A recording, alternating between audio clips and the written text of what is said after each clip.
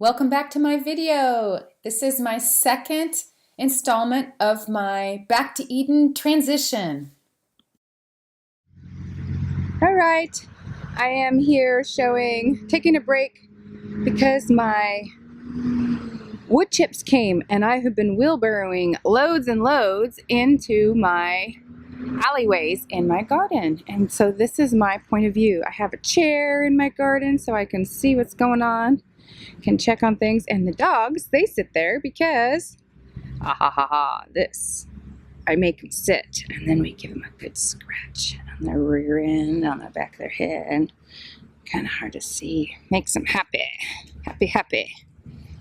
So, but let me show you. So the bark chip is obviously better than the cardboard. See cardboard underneath there? Bark chips getting added in, and it just makes it look so uniform and nice. And I'll eventually keep adding more mulch layers to this, my new endeavor. I noticed, like the guys in England and some of the other gardeners that are more established, this is all loamy black dirt. And but when you're in the first year, you have to start with something. And happy mom of 5 kids. The third one is graduating from high school this year, so I have 2 in college and 1 headed that way.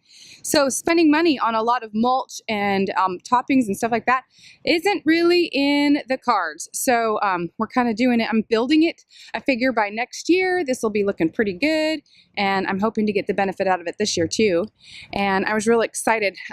My dad, he likes to go to different auctions, and he got me an oven thermometer with a long, like an industrial oven one, and I added the grass clippings just in the last day. We got with the bagger off the lawnmower, obviously, and the temperature before, I couldn't even get it to register at the 50, and look at that. Yay! I'm so excited. 70 degrees, and it goes up even up to 80 sometimes. So pretty exciting to know that the good dirt is happening under there. But it makes me happy to know that it's actually happening under there too. So I'm just going to keep lasagna layering as supplies come in. And part of the reason why I'm covering this one is because, like I showed you in the last video, my straw had produced some grass. So I had this covered in tarp. And if you look close, you can kind of see that the grass isn't going to survive. So I tarped it. And this was where a dark covered tarp with a couple layers was more successful than my blue tarp, which actually probably let some light in. It's still kind of alive. But I'm turning it into one of the layers of the mulch. Sometimes people will put a cover crop down and then they bury it and with another layer, and then it becomes earthworm fodder, right?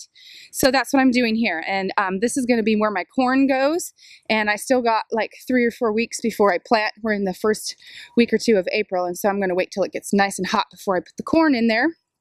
And I planted peas and beans on my, or not beans, snap peas and regular peas on here, and I was really excited. Let's see if I can find it. Oh, right. Let's see here. I just planted them, but this is part of the fun. And you see, we got one coming up already. Yay, there's a baby. And I know for me that's part of the reason why I garden. I am an author. I'm out on submission with traditional publishing houses, so I don't have a book out yet. So I'm waiting, and I have to say that this is a very big inspiration piece to keeping my creative endeavors flowing. It gives me physical activity because being a writer is so sedentary, and it's kind of a palette. It's an empty palette here.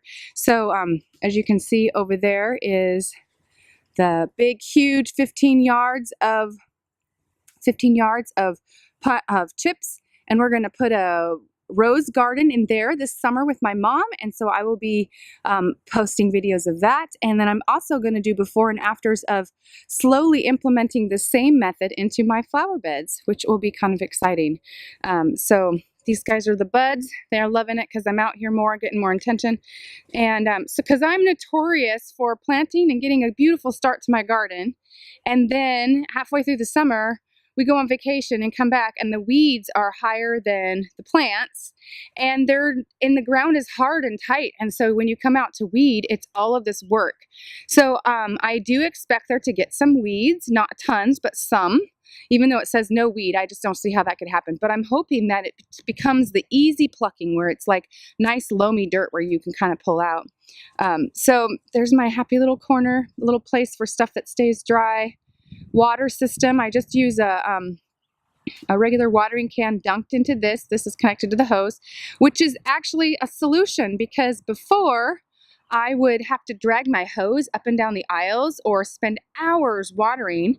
And I'm excited because when you wet the mulch stays wet for longer, so you don't have to water as often. And I have seen that to be true already. And so then you don't have to drag the hose up and down the alleyways. So that's kind of nice. So very excited thing. I'm going to go back to my wheelbarrowing. It's a lot of wheelbarrowing, and maybe we'll do a video later on. I'll introduce you to my little rabbits, Bella and Edward, named by teenage girls who had read a certain set of books. And do you see that right there? That's a worm tower. I watched a video on worm tower, and I made one, and I have checked it a couple times and had no worms yet because I was at the beginning. So I'm really curious, if I videoed a thing, if there would actually be worms in there. So I'm kind of excited about that. And I did learn one thing about the wood chips. This just happens to be pine, and it was free, because if you have an arborist in your area whose job it is to take down trees and help people out that way, then they make this byproduct all the time, and they have to pay to get rid of it. So if you live close to them, they will deliver it to your house. Obviously, you have to have the space for that.